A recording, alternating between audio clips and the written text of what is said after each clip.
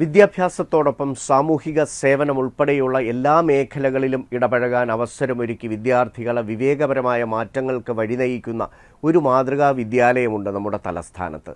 ഇക്കഴിഞ്ഞ വായന ദിനത്തിൽ പുസ്തക കൂടൊരുക്കിയും വഴിയാത്രക്കാർക്ക് പുസ്തകം സമ്മാനിച്ചും മാതൃകയായ ഈ സ്കൂൾ ഏതാണെന്ന് പ്രേക്ഷകർ ചിന്തിക്കുന്നുണ്ടാവും. നെയ്യാറ്റിൻകരയിലെ ആറാലുമൂട് വിവേകാനന്ദ മെമ്മോറിയൽ പബ്ലിക് സ്കൂളാണ് ഈ മാതൃകാ വിദ്യാലയം.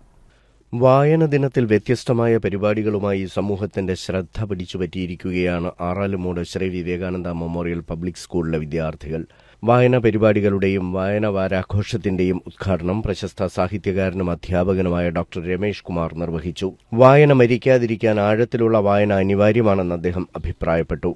വായനയെ പ്രോത്സാഹിപ്പിക്കുക എന്ന ലക്ഷ്യത്തോടെ കുട്ടികൾ തയ്യാറാക്കിയ പുസ്തകക്കൂടുകൾ സ്കൂൾ പരിസരത്തെ വിവിധ വിശ്രമ കേന്ദ്രങ്ങളിൽ സ്ഥാപിച്ചു. ഇതിന്റെ ഉദ്ഘാടന കർമ്മം മൂന്നുകല്ലുമൂട് ജംഗ്ഷനിൽ നെയ്യാറ്റിൻകര നഗരസഭാ ചെയർപേഴ്സൺ WR ഹീബ നിർവഹിച്ചു. ബാലരാമപുരം, മൂന്നുകല്ലിൻമൂട്, പത്താൻകല്ല് എന്നിവിടങ്ങളിലെ വിശ്രമ കേന്ദ്രങ്ങളിലാണ് പുസ്തകക്കൂടുകൾ സ്ഥാപിച്ചത്.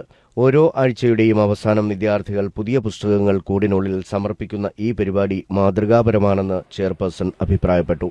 വായന മരിച്ചുപോകുന്ന ഡിജിറ്റൽ കാലത്ത് പുസ്തക വായനയ്ക്ക് പ്രാധാന്യം കൊടുക്കുന്ന വിദ്യാർത്ഥികളെ മുനിസിപ്പൽ ചെയർപേഴ്സൺ അഭിനന്ദിച്ചു. സ്കൂൾ ലൈബ്രറിക്കു വേണ്ടി വായനാ ദിനത്തിൽ 1000-ഓളം പുസ്തകങ്ങളാണ് കുട്ടികൾ ശേഖരിച്ചത്.